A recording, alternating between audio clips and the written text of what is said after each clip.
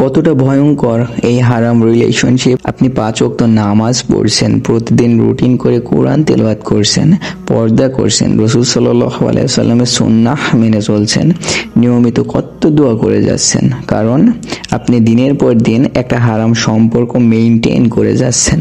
আপনার কোনো আইডিয়াই নেই এর ভয়াবহতা সম্পর্কে।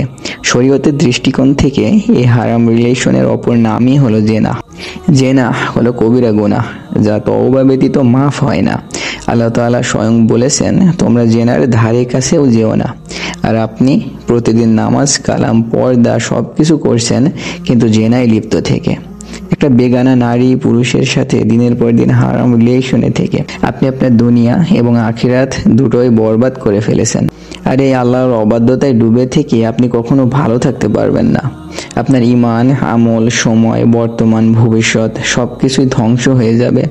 শেষ পর্যন্ত হারাম রিলেশনে থাকা মানুষটিকে আপনি জীবন সঙ্গী হিসেবে পাবেন কিনা তারও কোনো নিশ্চয়তা নেই। অধিকাংশ হারাম রিলেশনের শেষ পরিণতি হয় বিচ্ছেদ অথবা ধোঁকা, কিন্তু পাপগুলো আপনার আমলনামায় থেকেই যায়।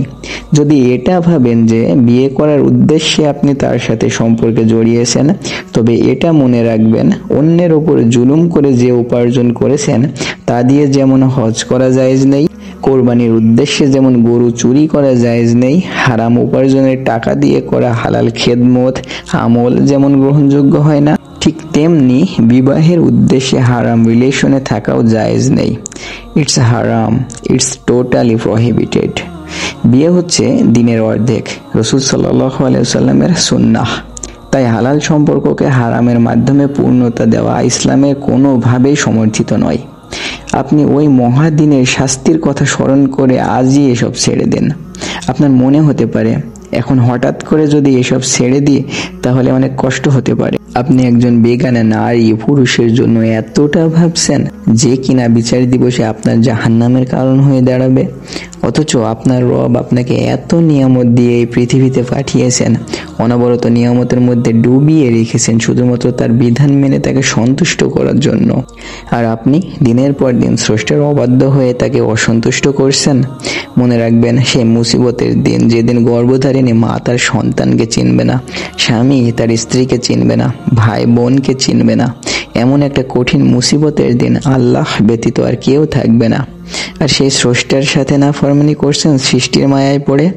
শুধু কবরস্থানের দিকে একটা বার তাকিয়ে দেখুন, কবরের বাসিন্দারা কত অসহায়, একাকী নির্জন অন্ধকার কবরে শুয়ে আছে, কেউ যায়নি তাদের সাথে। আমার আপনার কবরেও একাকী যেতে হবে, তখন সাথে কেউ যাবে না।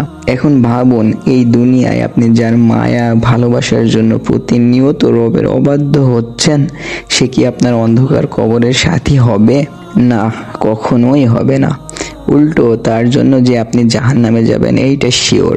আর আপনি যাকে এতটা ভালোবাসেন, তার ভালোবাসার টানে আপনি স্রষ্টার ভালোবাসা পর্যন্ত ভুলে গেছেন। আপনি আপনার সেই ভালোবাসার মানুষটিকেও জাহান্নামের দিকেই নিয়ে যাচ্ছেন। এটা কি আদৌ ভালোবাসা হলো? যেই ভালোবাসার হালাল কোনো ভিত্তি নেই, যার পরিণাম হবে চিরস্থায়ী জাহান্নাম, এমন ভালোবেসে লাভ কি? আসুন, এখনো সময় আছে রবের কাছে ফিরে আসার। ফিরে আসুন সময় ফুরিয়ে যাওয়ার আগে আপনার রবের দিকে। এই ক্ষণস্থায়ী দুনিয়ার মায়া ত্যাগ করে ছুটে চলুন আখিরাতের সফলতার দিকে। আল্লাহ সুবহানাহু ওয়া তাআলা আমাদের সবাইকে বোঝার তৌফিক দান করুন। আমিন ইয়া রাব্বুল আলামিন। আসসালামু আলাইকুম ওয়া রাহমাতুল্লাহি ওয়া বারাকাতুহু।